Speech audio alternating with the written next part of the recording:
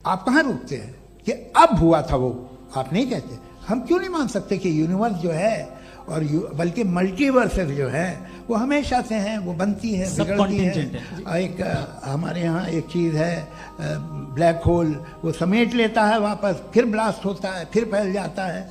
और इसमें हमारी तो खैर कोई औकात ही नहीं है इंसान की। एक छोटे से जर्रे पे हम 50-60 साल की उम्र रखते हैं, जो करोड़ों अरबों साल की कायनात है उसमें, और पैदा भी नहायत ही बेहुदा वजह से हुए थे।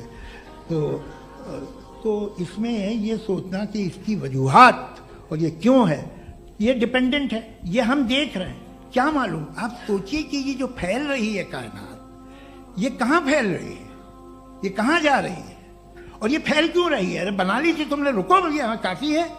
ये फैल क्यों रही है, ये और कौन सी कायनात जिसे मैं दूरबीन से देखता हूँ तो 2 बिलियन लाइट ईयर पे है, उससे मेरा कोई वास्ता ही नहीं है। 2 बिलियन ईयर यानी अगर मैं 80,000 माइल्स पर सेकेंड से चलूं तो 20 करोड़ साल में वहां पहुंच जाऊंगा। इसकी जरूरत क्या थी। ये दुनिया, ये कायनात तो इंसान अशरफुल मखलूकात के लिए बनाई गई ना। तो ये सब ये टर्म समझ में नहीं आया, इसमें कोई खास समझने वाली बात थी भी नहीं। ये जो अल्टीमेट कहा यह जाता है कि ये जो पूरी यूनिवर्स है, ये जो दुनिया है, ये इंसान के लिए बनाई गई। अच्छा, ये सब इंसान के लिए। क्यों साहब, सही है ना।